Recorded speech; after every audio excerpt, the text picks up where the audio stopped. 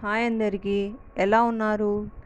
ఇవాళ నేను ప్రోడక్ట్ గురించి కాకుండా నా లైఫ్లో జరిగిన ఒక ఫన్నీ ఇన్సిడెంట్ని మీతో షేర్ చేయాలనుకుంటున్నా. నేను చిన్నప్పుడు అంటే సిక్స్త్ క్లాస్లో ఉన్నప్పుడు మా నాన్నతో కలిసి మార్కెట్కి వెళ్ళాను.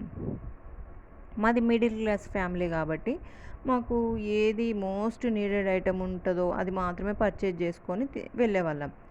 ఆ కిరాణంలో అలా కొంటున్నప్పుడు నాకు హార్లిక్స్ ప్యాకెట్ మీద రూ. 5 హాఫ్ అని కనిపించింది. అది చూసిన నేను, నాన్న హార్లిక్స్ ప్యాకెట్ రూ. 5 కొను నాన్న అని అడిగాను.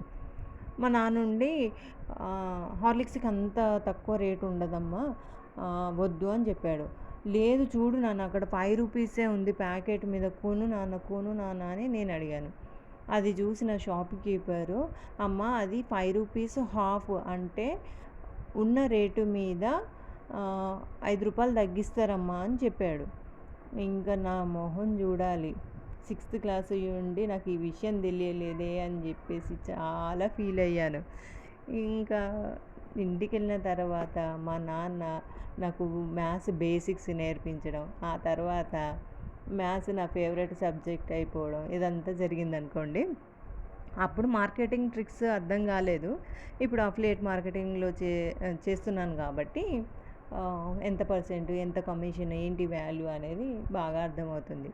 అయితే మీకు ఈ స్టోరీలో ఏ సీన్ కామెడీగా అనిపించిందో కామెంట్ చేయండి.